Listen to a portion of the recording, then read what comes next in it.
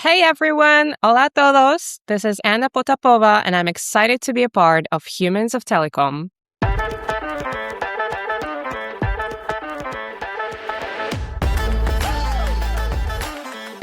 Hey everyone, a very warm welcome to Humans of Telecom, the Unplugged podcast. This is your host Anurag Aggarwal. As you all know, this is where we go beyond titles and job roles to uncover the real people behind telecom, their journeys, their mindset, and the experiences that shape who they are. And today's guest is someone who truly lights up every room she walks into. With a radiant personality and one of the most recognizable smiles in the industry, she's a familiar face across conferences worldwide and someone you simply can't miss. This person has been part of an incredible growth journey, joining early on and helping build something from the ground up into a globally trusted name, working closely with Tier 1 telcos across markets.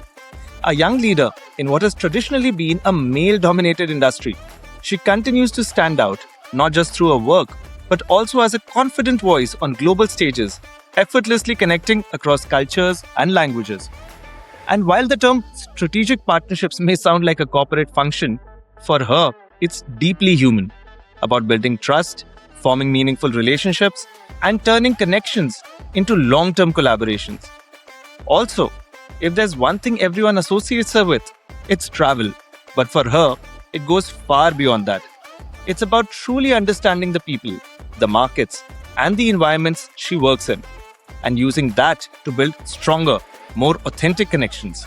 Today, we'll be diving into that journey, the energy, the experiences, and the person behind it all. So, without further ado, please join me in welcoming Anna Potapova, Head of Global Strategic Partnerships at AB Handshake. Anna, welcome to the show. Thank you so much for agreeing to be a part of this journey. We'd love to hear more about you. Which part of the world are you based in? And where are you joining us today from? Hi, Anurag. Thanks a lot for having me today. I am very excited to be a part of your podcast. You know that we planned it about 2 years ago, I think. And it was partially my fault that it took us a little bit of time to make it happen, to make it come to life. But I'm very excited to be here. And I honestly think that all the things are coming at the right time and at the right place. I am based in Valencia, which a lot of locals would say Valencia. It is a city, it's a sunny and vibrant city at the Mediterranean coast of Spain. Some people actually know it from the VAS conference back in 2019. But today I'm joining you from Washington, D.C. I am here at the ITW conference, again, traveling, connecting with a lot of wonderful people from our industry. And I'm happy to be talking to you today from another part of the world. Anna, it's so wonderful to have you on the show finally. And yes, you're right. We met as part of your travel diaries in Turkey back in 2024. So yes, it's been 2 years. And it's good to see that, as always, Anna is on the move. And right now she's attending the wonderful ITW conference. How's that going for you, Anna? Oh, it's amazing. It's one of the key events in our industry, and it's a lot of participants coming from all across the world, from Latin America to the Asia Pacific. And it's good. It's always good. You know me, it's always best to have conversations face to face with people. Zoom calls and everything is very sustainable. It's good to save a little bit on some travel, but as well, it's a crucial part of our industry to meet face to face, and sometimes the most important conversations are actually happening when we see each other at those events. Absolutely. And ITW for sure is definitely one of them. I'm going to be missing it this time, sadly, but I wish you a good event. And let's shift gears now. Let's talk more about Anna. So, Anna, I did mention that you have this recognizable, extremely effervescent personality and somebody who I think so many people in the industry know now. But let's hear more about your journey. How did you get into the world of telecom? Is this something that happened by chance, or did you have something in mind? And how's your journey been so far? Oh, it's a wonderful question. I still remember this day as it was today. It was about 5 years ago. I was fresh right after my university years. As much fresh as you can be after university years, right? Of course, I had some jobs before, but I was entering into my phase of life where you this is your career, something like your first big corporate job. And I was actually interviewing for one of the international companies that you might have heard of, which has nothing to do with telecom, which is called Procter Gamble, and one of their positions in Switzerland. And the reason behind that was when I studied in university in France, my studies were around economics and management, and I did a lot of research about this company. So it was somehow, my dream company. I was excited by their values, etc., and I wanted to work with them. But then, because it's a lengthy process, out of curiosity, I came across a position with AB Handshake, and I also applied to that one. So there were several interviews and conversation with both companies. And I remember there was one day, it was Friday. I was on one of my trips, just my personal trips. I was somewhere very far away in the mountains. My laptop was at the bed. I was on the pillow, sitting on the floor, like pretending I'm very professional, being at the desk. And I had like my final interviews with both of the companies on the same day on Friday. And imagine what? They made me an offer, both of them, on that day. And they said, we are awaiting your answer on Monday. And I was so surprised, like I was overwhelmed with feelings because on one side, I have this company with who I wanted to work with, I knew so much about. And there's another company, which was AB Handshake, which I got to know just like about 1 month ago. The office was in the US. I never traveled to the US before. And they had this startup vibes. But despite of that, what was surprising for me, I had no doubt what company I wanted to join. It didn't take me even an hour to think about it. I said yes to AB Handshake, and I never doubted my decision ever since. There are a multitude of reasons why I decided to go with AB Handshake instead of my, so to speak, dream company, despite the financial situation was more attractive with Procter Gamble back then. I think what was the key factor to take the decision to join AB Handshake was, it's not a secret that I'm quite young and I belong to Gen Z. That's a very controversial generation, very talked about. For me, what was important while choosing a job is what is the mission, what is the contribution that I can make to this world, to this company, what are the values that I'm going to be working with. And I think AB Handshake just made me fall in love with what they do because, Procter Gamble is definitely a great company, but working there as a sales rep would definitely not make me to contribute to this world. But AB Handshake, it's a company with a great tech behind it. I get very excited by the artificial intelligence, all the patents that they have for their technologies, but also about the fraud fighting part, because they work with scam, they prevent all the nuisance communication, and it's not about working with the customer who is the mobile operator. It's about you, me, our families, and ultimately the beneficiary of the solutions of AB Handshake is just regular people for who we can prevent a lot of pain and a lot of financial loss. And this just made me fall in love with this idea. That's why I decided to continue with AB Handshake. Wonderful, Anna. So I can only say that what has been FMCG's loss has been a gain for the world of telecom. And it's amazing to see all the wonderful work you're doing out here. And yes, for sure, if you're working in a company which you're building from ground up, I think the entire energy that goes into it, and when you see your efforts bear fruit, I can imagine how that impacts you so much, and it's such a positive impact. So it's totally understandable, and I think it's been a wonderful decision. Of course, time will tell where Anna goes in future, but for sure, for now, I think she is doing an extremely wonderful job at building a company from ground up and building its name. Amazing. And Anna, within this entire journey of yours, have there been some extremely memorable or impactful moments you'd like to share with us? I cannot pinpoint a specific, hour or an event in my career timeline, but there definitely was a period which happened in the very beginning when I joined AB Handshake. Just to give you context, I joined at a very, so to speak, low position. I joined as a project coordinator, which was a very administrative job. It was yet a journey to become a business development and to get to my position right now.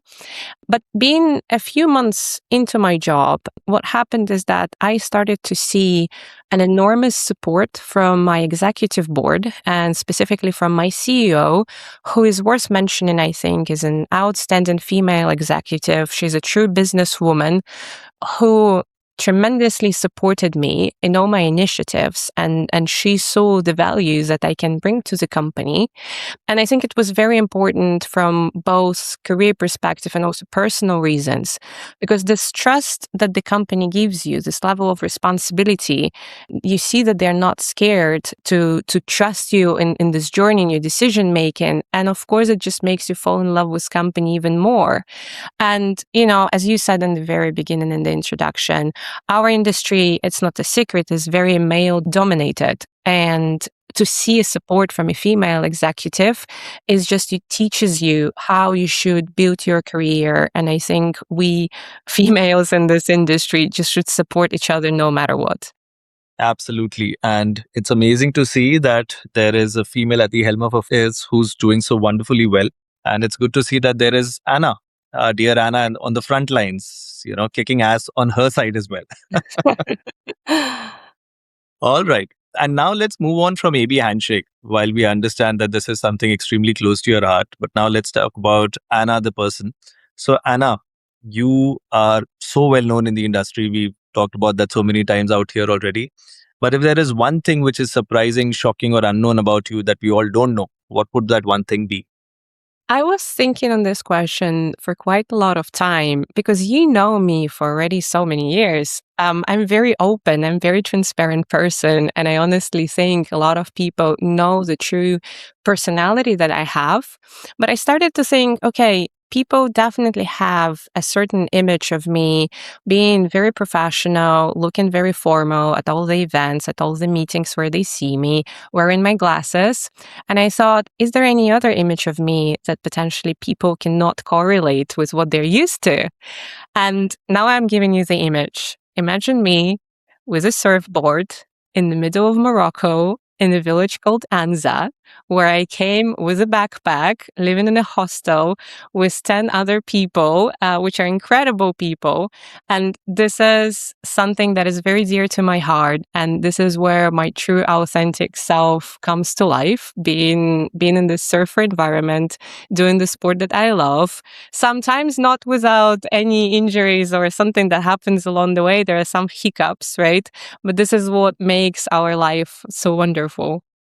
Well, so basically, what you're trying to say is that beyond the sharp corporate outfits and image that Anna presents to us at the events, there is also a wild bohemian side to her, which comes out when she's on her own. Is that the case? Definitely. I think my smile and my emotions that I sometimes just cannot hide because I'm a very emotional person.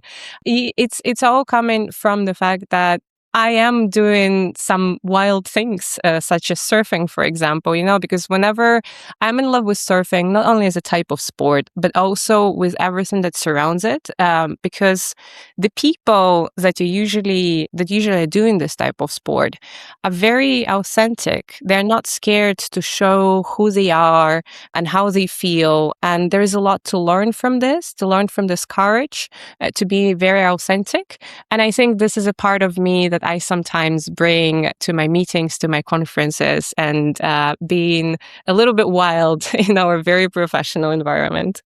Absolutely. I think there is always a rub-off effect between how you are at work and off work, and that shows. Wonderful. So surfing is definitely something that is one of your hobbies, but are there any other passions or interests which keep you going?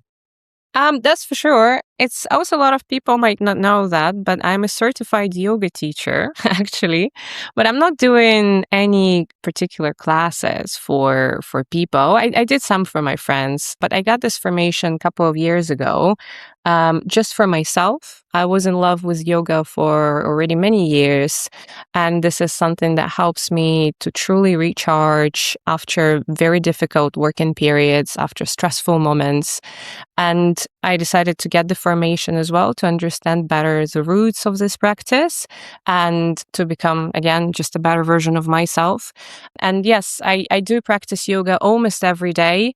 It helps me to stay grounded. It helps me to understand after all these travelings that we do, after those stressful meetings, what is actually do my mind and my body needs in this moment in order to keep me going, being efficient and being more energetic even.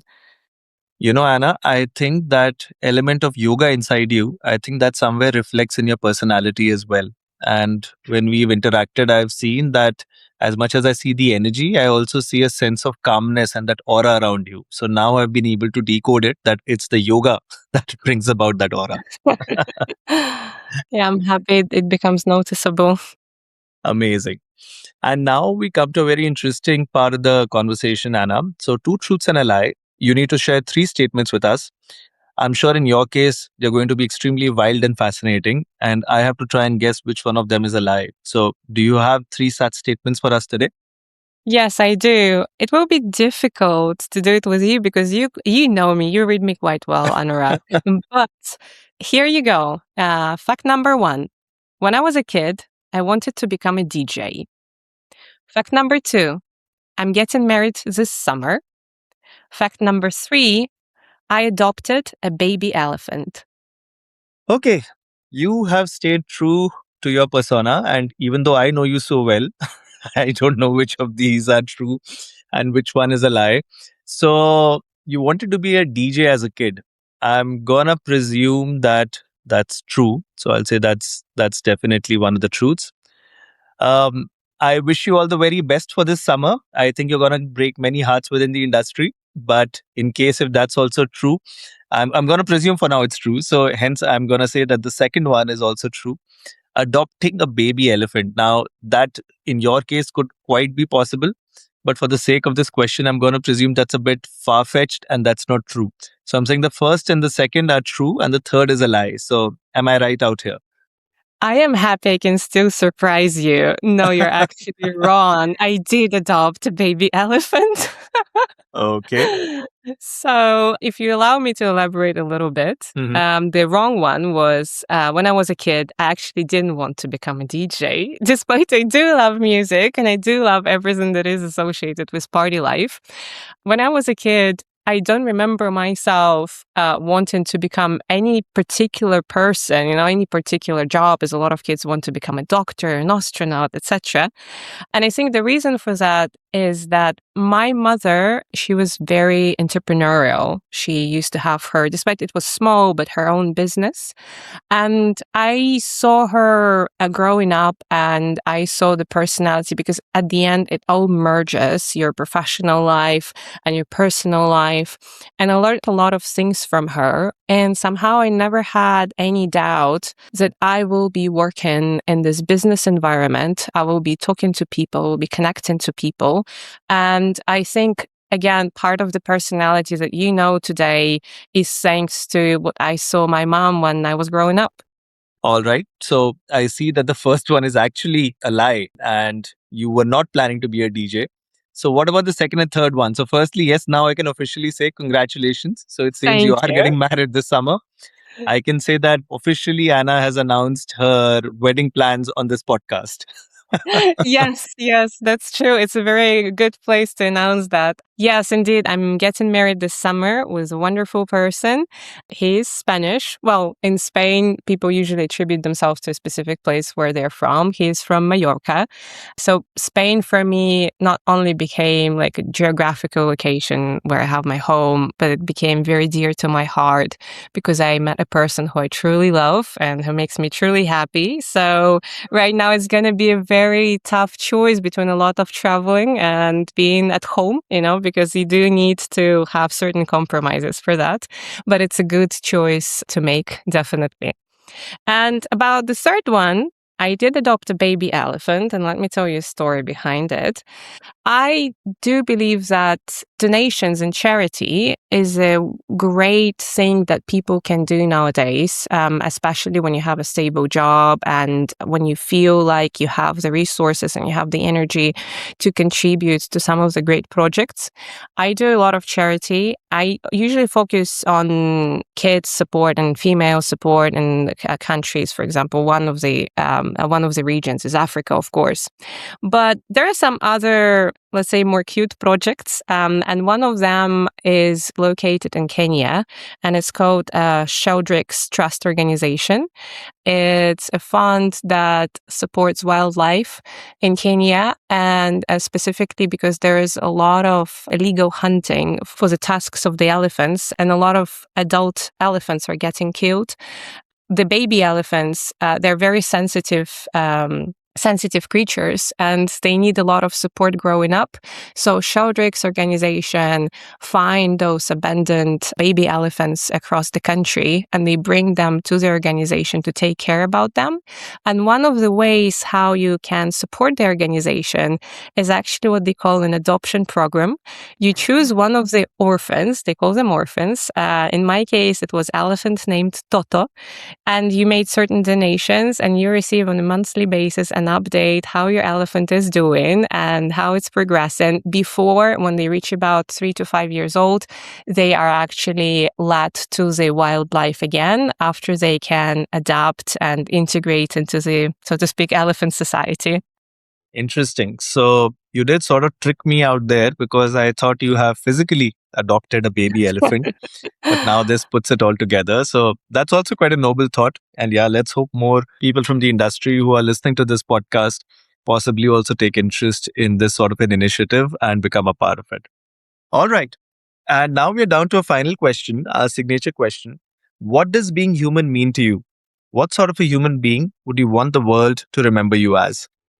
It's a wonderful question of your podcast. And of course, there is no one single answer to that. But for me, at this stage of my life, and I hope it will be like this till the end of my life and people will remember me as this, I would say it's love. And love, not only in the conventional sense, our beloved ones or our partner, it's the true concept of love. It's love to your career, love to your life, love to the people around you, love to yourself. And I do believe that in this world where we have so many conflicts and so many instability, the only most powerful thing that is more powerful than hate, as they say, is love. And if we base our decision on the concept of love to everyone around us, you will always make a right decision. Absolutely. I think, especially more than ever now, I feel given all the global things happening, I do hope that the energy of love actually propagates more within all of us and helps us tide through these tough times. But lovely answer, Anna. So I think we had a wonderful conversation. It was so lovely to have you on the show. Yes, it took a little bit of time, but I'm glad that we could finally make it, and especially in the middle of all your hectic travel diaries, including right now, where you're in the middle of an event. But thanks for taking out time. And I hope that in this busy, hectic travel life of yours, at some point of time, our travel diaries coincide and we cross paths again. So thanks a lot. Anurag, indeed, thank you very much for having me today. I am very sure that in the very near future, we're going to see each other again, because the world is ultimately very small and our paths will cross again. I think your podcast is one of the most wonderful things that we have that help us to connect better with our colleagues from the industry. Because when we travel, there is never enough time to get to know the true human personality of your colleagues, of the people you work with. And your podcast can reveal a very unexpected sides of our lives. Thank you so much, Anna. I think I couldn't have put it better. So thank you so much for your kind words regarding the show. And to our wonderful listeners here, we hope this episode gave you a good glimpse of the human side of Anna Potapova. Based in Valencia, yet constantly traveling and building connections around the world. Fresh out of university, she made a bold choice, picking telecom over a global heavyweight brand to carve her own path. A unique blend of both worlds, sharp and corporate on one side, yet beautifully wild and bohemian on the other side. And ultimately, a woman fiercely building her name and identity in our global industry. That for us is Anna Potapova. So, if you enjoyed today's episode, do stay tuned in, because we shall soon be releasing yet another episode and another compelling story from the telecom space. And do follow the podcast on your preferred streaming channel. On behalf of Humans of Telecom, this is your host Anurag Aggarwal signing off for now. Take care.